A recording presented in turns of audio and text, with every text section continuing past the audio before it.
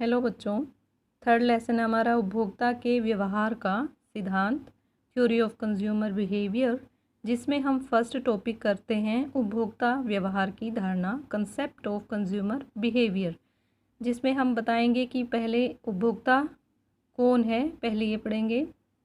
सामान्यतः हम क्या कहते हैं कि एक व्यक्ति जो वस्तुओं और सेवाओं का उपभोग करता है उसे उपभोक्ता कहते हैं, लेकिन व्यवहार में उपभोक्ता एक संस्था भी हो सकती है, व्यक्ति और व्यक्तियों का समूह, एक परिवार भी हो सकता है जो मिलकर किसी चीज़ का प्रयोग करते हैं। उपभोक्ता कौन है? वह व्यक्ति जो अपने सीमित साधन मतलब सीमित आय को विभिन्न वस्तुओं और सेवाओं पर खर्च करके अपनी आवश्यकताएं पूरी करता है, और वह विवेकशील भी है, मतलब वो अपने ज्ञान से देखता है कि कौन सी वस्तु मेरे लिए सस्ती होगी, अपनी आय को देखते हुए उन पर खर्च करेगा और उसी वस्तु को लेगा जिसमें उपयोगिता हो। उपयोगिता का मतलब है जो भी कमोडिटी हम ले रहे हैं उसकी पावर ऑफ सेटिस्फैक्शन, मतलब उसमें हमारी आवश्यकता को संतुष्ट करने की पावर होनी चाहिए, उसकी शक्ति, वही क्या है? यूटिलिटी या उपयोगिता। उपभोक्ता का व्यवहार क्या है? उपभोक्ता का व्यवहार वह विधि है जिसके द्वारा उपभोक्ता चुनाव करते हैं कि अपनी आय को कैसे खर्च करें और वस्तुओं और सेवाओं की कीमतों से अधिक उपयोगिता प्राप्त कर सकें। मतलब वो वस्तुओं और सेवाओं की कीमत तभी चुकाने को तैयार होगा जब उसे लगेगा कि उसमें उपयोगिता है, उसकी आवश्यकता को संतुष्ट करने की। तो यही क्या है? उपभोक्ता संतुलन। वो संतुलन में तभी होगा जब उसने जो रुपए वस्तु पर लगाए हैं उनसे उनके बराबर संतुष्टि भी मिल गई है। सैमुअल्सन ने भी क्या कहा है? एक उपभोक्ता उस समय संतुलन में होता है जब वह अपनी दी हुई आय और बाज़ार में जो कीमत है उनसे प्राप्त संतुष्टि को अधिकतम कर लेता है। तो अपनी संतुष्टि को वो अधिक से अधिक करना चाहता है। उपभोक्ता बजट, सेकंड टॉपिक है अपना कंज्यूमर बजट, और इसमें हम करेंगे बजट समूह और बजट रेखा के बारे में। तो कंज्यूमर बजट क्या होता है? ये वस्तुओं का हम एक सेट बनाते हैं, उनके कम्बिनेशन का, कि दो वस्तुएं उपभोक्ता खरीद रहा है और उसकी आय निश्चित है। हम ये मानकर चलेंगे उपभोक्ता की आय निश्चित है और वो अपनी आय को दो वस्तुओं पर खर्च करता है और वस्तुओं की कीमत भी तय है, निर्धारित है, जो दी हुई है। हम ये एजम्पशंस मानते हुए आगे देखते हैं उपभोग की संभावनाएं क्या बनती हैं। अब हम मानकर चलते हैं कि उपभोक्ता के पास 60 रुपये हैं, उसकी आय हम 60 फिक्स मान रहे हैं, और गुड 1 जो है वो 2 रुपये की है, गुड 2 कितनी की है? 1 रुपये की एक वस्तु। अगर वो 60 रुपये पूरे एक जो गुड 2 है उस पर खर्च करे तो वो 60 वस्तुएं ले सकता है। हम मानकर चल रहे हैं ऑरेंजेस जो हैं 1 रुपये के हैं और एप्पल्स हैं 2 रुपये के। तो 60 अगर इन पर खर्च करे तो सेब क्या रहेंगे? 0। और दूसरा कम्बिनेशन बनता है कि अगर वो 10 सेब खरीदें तो 10 सेब कितने के हुए? 2 के हिसाब से 20 रुपये के हुए, बच गए उसके पास 40 रुपये। तो 40 से वो 40 संतरे ले सकता है। इसी तरह से 20 सेब खरीदे तो 40 रुपये यहाँ लग गए, 60 में से फिर 20 बच गए, 40 के सेब आ गए और 20 के संतरे, 20 संतरे हो जाएंगे। अगर वो सारे रुपए सेबों पर खर्च करे तो 30 सेब ले सकता है और संतरे जो हैं 0 होंगे। तो इस शेड्यूल को, इस टेबल को आपने एक्सप्लेन करना है इसी तरह से कि अगर वो गुड 1 पर एक भी रुपया खर्च ना करे तो गुड 2 जो है इतनी इकाइयाँ, 60 इकाइयाँ खरीद सकता है। इस तरह से हम इसको एक्सप्लेन करेंगे। नेक्स्ट है बजट समूह। बजट समूह क्या है? जो दो वस्तुओं का एक समूह हमने बनाया, उसके प्राप्य संयोग, जो मतलब संयोग हम पा सकते हैं, उनको हम कहेंगे बजट समूह, जिसमें वस्तुओं की कीमत भी दी हुई है और उपभोक्ता की आय भी दी हुई है। तो ये क्या है? बजट समूह। आगे है बजट रेखा या कीमत रेखा। इसे हम एक डायग्राम से समझ सकते हैं। जैसे ओ एक्स पर हम गुड 1 ले रहे हैं। क्या थी गुड 1 हमारी? सेब। और गुड 2 क्या है? संतरे। तो संतरे ज़्यादा से ज़्यादा वो ले सकता है 60, और गुड 1 जो है सेब कितने ले सकता है ज़्यादा से ज़्यादा? 30। तो इस 60 और 30 के पॉइंट को हम मिला दें, ए बी रेखा हो गई ये हमारी बजट रेखा या कीमत रेखा, बजट लाइन या प्राइस लाइन बोलेंगे, जिसमें हम कम्बिनेशन दिखा सकते हैं कि 60 लेने पर इसकी मात्रा हो गई 0। आगे जैसे जैसे हम बढ़ाएंगे 10 लेना चाहे तो इसकी मात्राएं कितनी होंगी? 40। इसको हम बना भी सकते हैं इस तरह से। और अगर वो 20 लेता है तो इसकी भी संभावनाएं 20 की ही होंगी, गुड 2 की भी और इसकी भी 20-20 इकाइयाँ हो जाएंगी। आगे जो ये ए बी रेखा हमने देखी, यही बजट लाइन है, क्योंकि उपभोक्ता की आय जो है दी हुई है 60 रुपये, और उनको कैसे वो खर्च करता है और वस्तु की इकाइयाँ भी बता सकते हैं भाई कितनी कितनी खरीद सकता है। फिर ए बी लाइन जो है वो प्राइस लाइन भी कही जा सकती है, क्योंकि इनके द्वारा हम वस्तु की कीमत भी देख रहे हैं कि वस्तु एक इकाई की कीमत, मतलब एक वस्तु जो वो खरीद रहा है, वस्तु एक क्या है? सेब। तो वस्तु 2 की 2 इकाइयों की कीमत के बराबर है। मतलब वस्तु 2 क्या थी हमारी? ऑरेंजेस। तो वो थे 1 रुपये का एक, तो उसकी 2 इकाइयाँ एक वस्तु की 1 इकाई के बराबर है। मतलब 2 रुपये का एक सेब है, और जो संतरे हैं वो 1 रुपये का है। तो 2 रुपये में जो है संतरे 2 आ सकते हैं, और सेब जो है 2 रुपये में 1 आ सकता है। तो वस्तु 1 की 1 इकाई की कीमत बराबर किसके हुई? वस्तु 2 की 2 इकाइयों की कीमत के बराबर। और इनका अनुपात हम निकालें P1/P2। P1 है, यहाँ आप मान लेते हैं संतरे, और P2 हो गया सेब 30, और इसको डिवाइड करें तो रेशियो आता है 2/1। मतलब वही कि कितनी इकाई के बराबर दूसरी वस्तु की इकाइयाँ हैं। प्राप्य और अप्राप्य संयोग क्या हैं?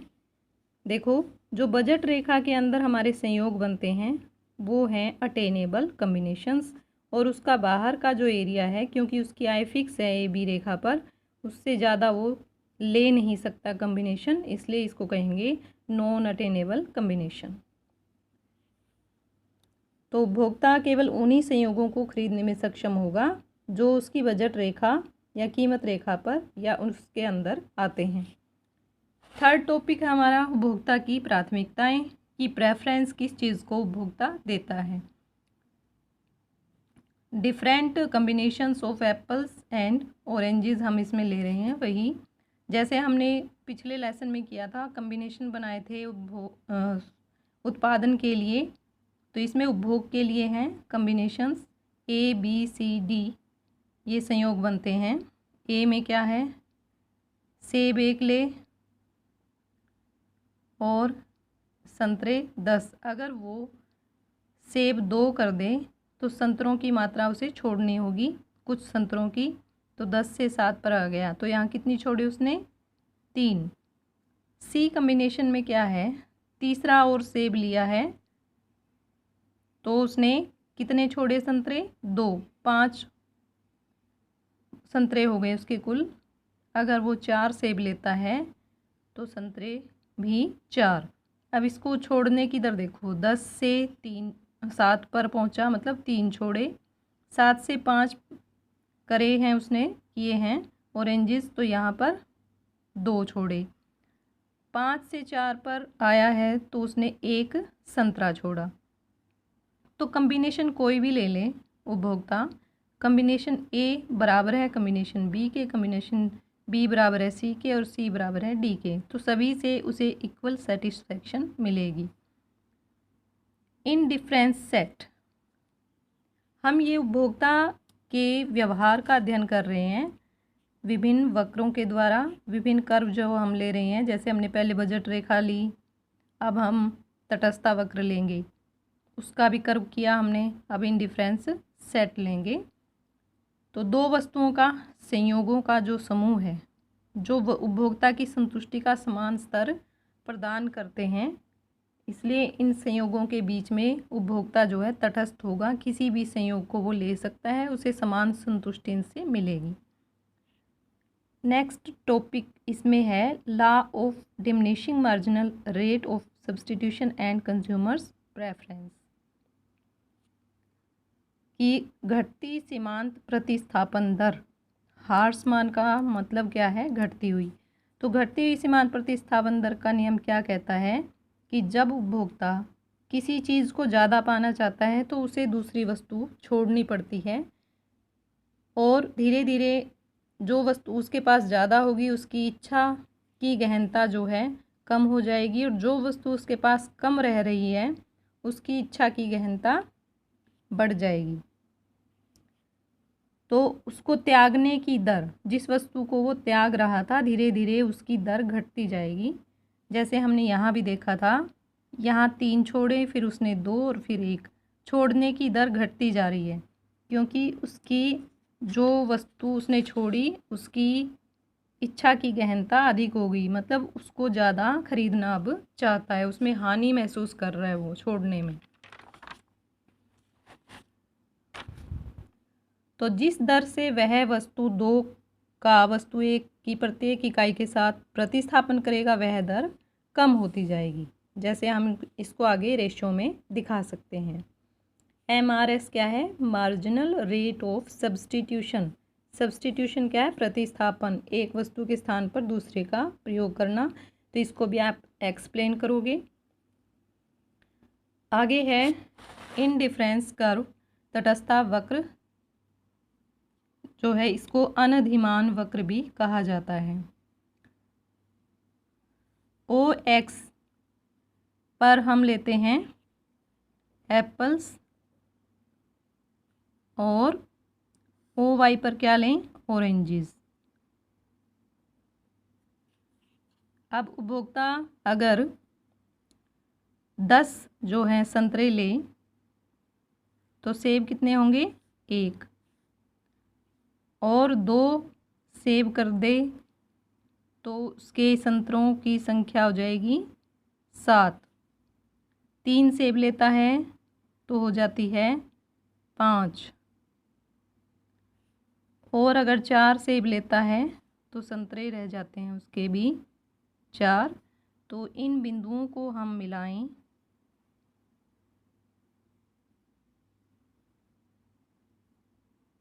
हमारा ये जो कर्व बना है इसको IC कर्व कहेंगे, इनडिफरेंस कर्व।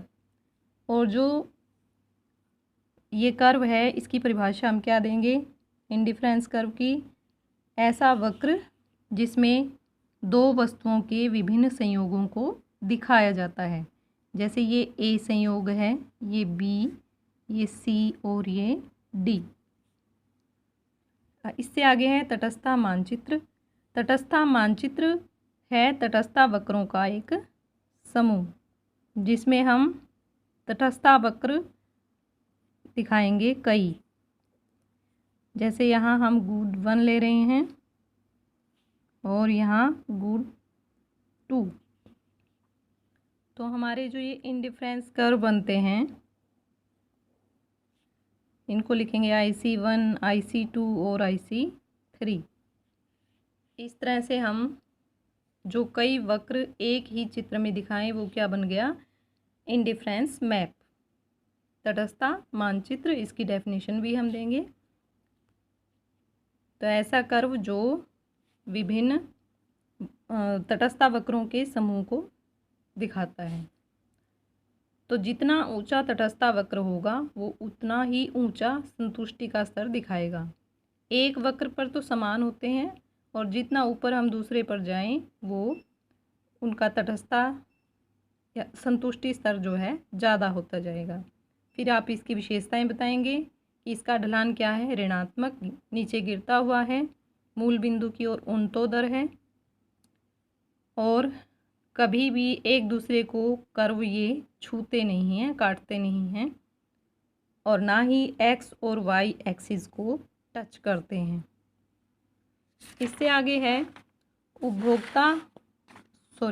उपरोक्त उपकरणों का प्रयोग। मतलब जो उपकरण हमने देखे, क्या क्या देखे अभी तक, बजट रेखा और तटस्थता वक्र, आईसी कर्व, इंडिफरेंस कर्व हमने देखा। तो उन दोनों का प्रयोग करके हम उपभोक्ता का संतुलन देखते हैं कैसे होगा। वही 60 जो है यूनिट्स इसकी हो गई हैं, ऑरेंजेस की और इसकी एप्पल्स की। तो हम ये बजट रेखा बना रहे हैं। बजट रेखा में जैसे हमारा पॉइंट यहाँ हम दिखा रहे हैं, इसकी 25 इकाइयाँ हैं और इसकी 18, 19। तो इस बिंदु पर हम आईसी कर्व छूते हुए ले जाएं। यह नाम रख सकते हैं हम इसका STP। तो यहाँ पर उपभोक्ता संतुलन में होगा जहाँ पर इंडिफरेंस कर्व जो है टच करके गया।